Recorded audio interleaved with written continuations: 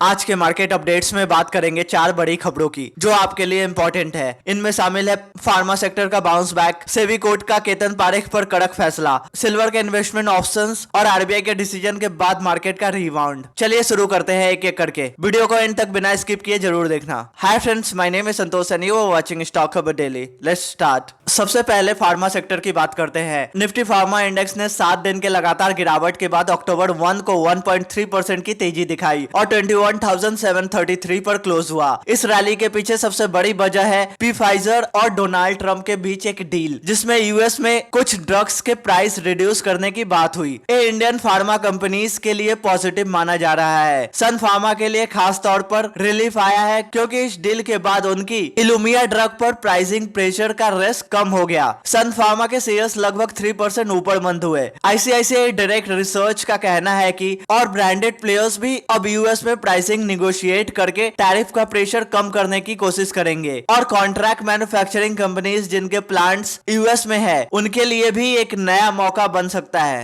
एक और highlight, Lupin को यूएस एफडीए से अप्रूवल मिला है एक नई ड्रग रिवारोक्सेबन के लिए जो ब्लड क्लॉट्स ट्रीट करती है। इस अप्रूवल के बाद लुपिन के शेयर्स 3.5% तक चढ़ गए। अगली बड़ी खबर, सेबी स्पेशल कोर्ट ने स्टॉक मार्केट के पुराने प्लेयर केतन पारेख को फॉरेन ट्रेवल की परमिशन देने से मना कर दिया। पारेख ने अपने रिलेटिव की शादी और फैमिली हेल्थ रीजन का हवाला दिया था, लेकिन कोर्ट ने ऑब्जर्व किया कि पहले भी उन्होंने ऐसी परमिशन का मिसयूज किया है इलीगल ट्रेडिंग के लिए। ये वही केतन पारेख है जो हर्षद मेहता के एसोसिएट रहे और 2001 के मधुपुरा मर्केंटाइल बैंक स्कैम के बाद उन्हें 14 साल के लिए मार्केट से बैन किया गया था। कोर्ट ने कहा कि नेशनल इंटरेस्ट पर्सनल इंटरेस्ट से ज्यादा इंपॉर्टेंट है और अभी भी उनके खिलाफ 11 क्रिमिनल मैटर्स पेंडिंग है। लेसन फॉर इन्वेस्टर्स, मार्केट में ट्रांसपेरेंसी और कंप्लायंस सबसे बड़ी चीज है। सेबी और कोर्ट्स अब ऐसे केसेस में ज्यादा स्ट्रिक्ट होते जा रहे हैं जो एक हेल्दी कैपिटल मार्केट के लिए जरूरी है। तीसरी खबर कमोडिटीज मार्केट से।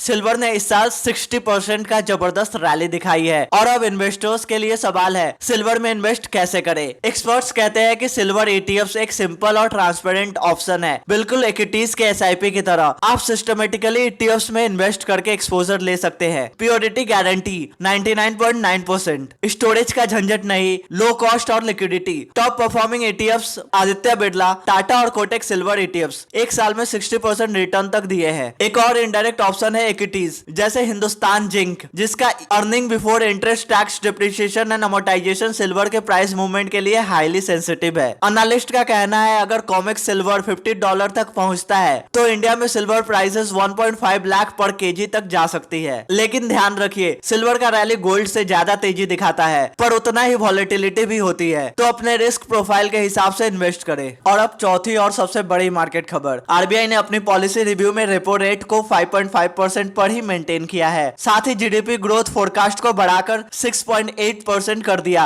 और इन्फ्लेशन प्रोजेक्शन को 2.6% तक रिड्यूस कर दिया। ये मार्केट के लिए एक पॉजिटिव सिग्नल रहा। सेंसेक्स 716 पॉइंट्स ऊपर बंद हुआ 80,983 पर। निफ्टी 225 पॉइंट्स ऊपर बंद हुआ 24,836 पर। नियरली 140 स्टॉक्स अपने 52 वीक हाई तक पहुंचे जैसे L&T finance, Fortis health care, Jindal steel, Canara bank. Nifty के चार्ट्स पर एक बुलिश रिवर्सल पैटर्न बना है और एनालिस्ट का कहना है कि अगर निफ्टी 24,900 के ऊपर सस्टेन करता है तो अगला टारगेट 25,200 तक जा सकता है, यानी कि शॉर्ट टर्म में एक रीबाउंड काफी स्ट्रॉन्ग दिख रहा है। तो फ्रेंड्स, ये थे आज के 4 बड़े मार्केट अपडेट्स। फार्मा सेक्टर का बाउंस, सेबी का strict stance on Ketan Parekh, silver के इन्वेस्टमेंट अपॉर्चुनिटीज और आरबीआई पॉलिसी के बाद मार्केट का rebound. So that's it in this video. अगर वीडियो पसंद आया हो तो लाइक करें, शेयर करें और ऐसे इन्फॉर्मेटिव कंटेंट के लिए सब्सक्राइब करें स्टॉक खबर डेली और बेल आइकन दबाना ना भूले। मिलते हैं नेक्स्ट वीडियो में, तब तक के लिए bye bye, take care and happy investing.